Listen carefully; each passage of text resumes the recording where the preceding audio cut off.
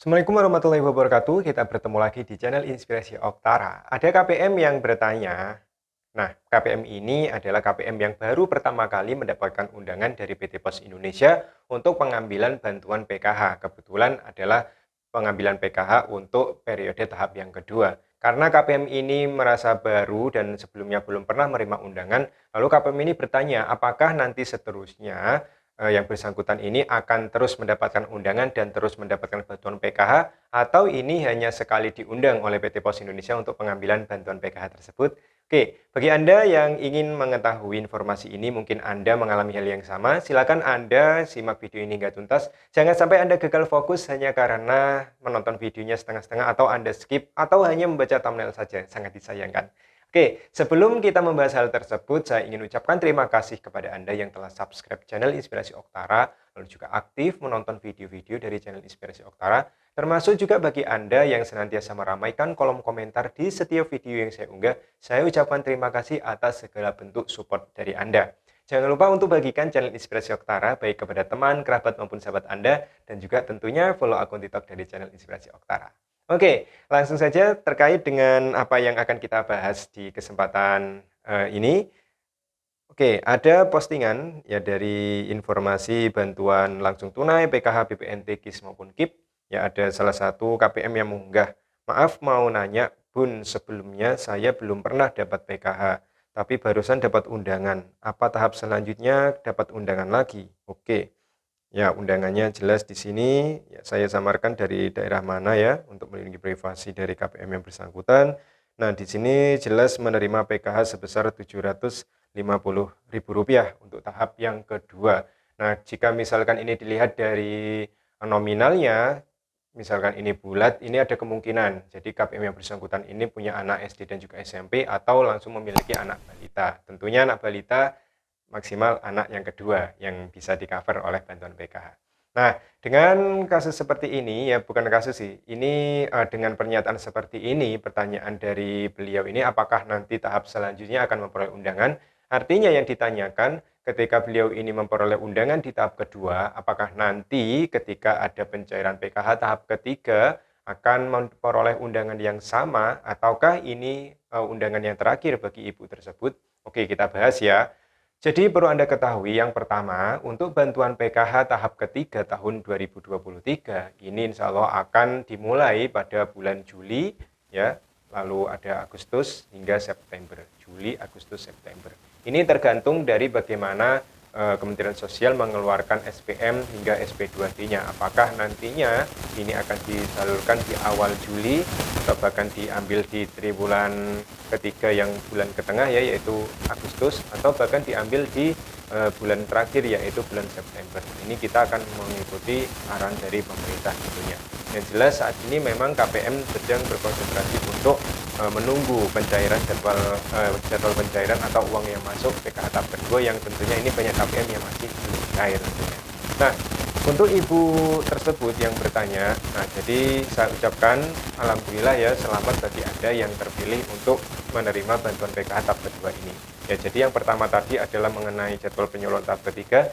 Yang kedua yang perlu saya jelaskan bahwa bagi Anda yang terpilih ya sebagai penerima bantuan PKH tahap kedua, artinya nama Anda ini sudah masuk ke dalam DTKS atau data terpadu digital sosial.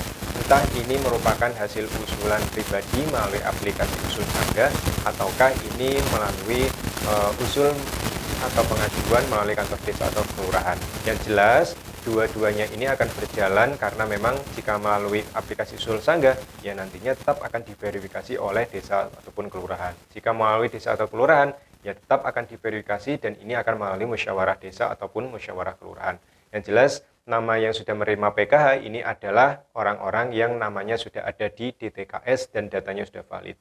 Berarti bagi Anda yang ingin mengajukan bantuan, memperoleh bantuan, maka langkah pertama adalah Anda datang ke desa ataupun kelurahan untuk pengajuan agar nama Anda bisa masuk ke dalam DTKS terlebih dahulu. Oke, seperti itu. Lalu menjawab pertanyaan Ibu tersebut ya, apakah nantinya di tahap selanjutnya atau tahap ketiga PKH Ibu ini akan memperoleh undangan lagi atau bagaimana?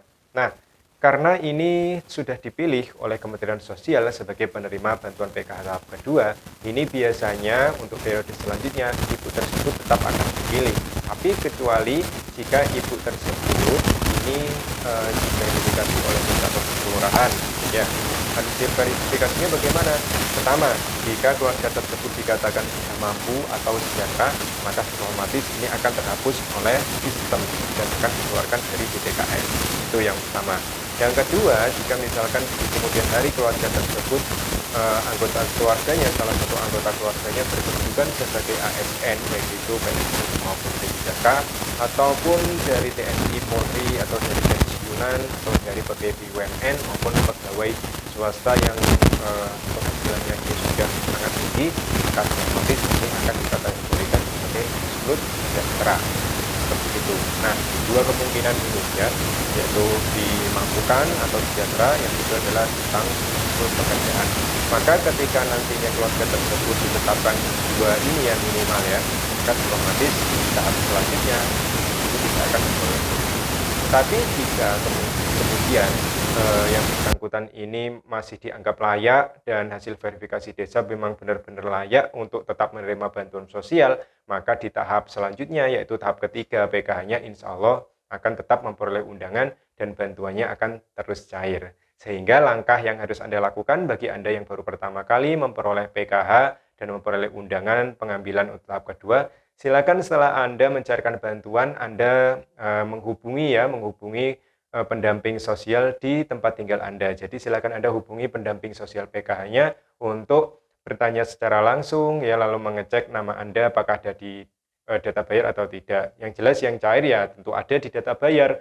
Nah, untuk melakukan pengontrolan setiap periode tahap pencairan, maka Anda harus rajin berkomunikasi dengan pendamping, terutama bagi Anda yang sudah dipilih sebagai penerima bantuan PKH, ya kewajiban Anda akhirnya harus mengikuti FDS atau pertemuan kelompok yang dilakukan lebih dari 3 bulan oleh para pendamping seperti itu.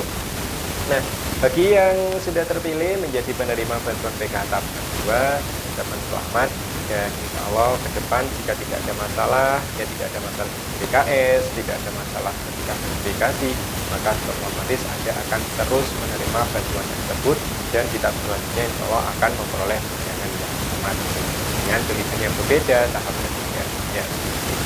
Oke, bagi Anda yang belum pernah merasakan bantuan, belum pernah menerima bantuan sosial, sekali lagi Anda silakan datang ya ke desa atau kelurahan. Ini langkah lebih efektif daripada melalui aplikasi. Anda bisa langsung datang ya, selain silaturahmi yang menjaga persaudaraan dengan pihak desa atau kelurahan, usulkan agar nama Anda bisa masuk ke dalam DTKS dan nanti akan diverifikasi dan akan didapatkan oleh desa ataupun kelurahan apakah benar Anda layak dimasukkan ke DTKS atau tidak. Dengan harapan ketika sudah masuk di DTKS ya seperti KPM yang bersangkutan ya yang tadi unggah. Nah, nantinya ketika sudah masuk di DTKS tinggal berdoa saja, ketika misalkan sudah rezeki ya maka akan dipilih oleh Kementerian Sosial untuk menerima bantuan sosial selanjutnya. Demikian informasi yang bisa saya berikan, semoga bermanfaat. Terus dukung perkembangan channel Inspirasi Oktara. Saya akhiri, wassalamualaikum warahmatullahi wabarakatuh.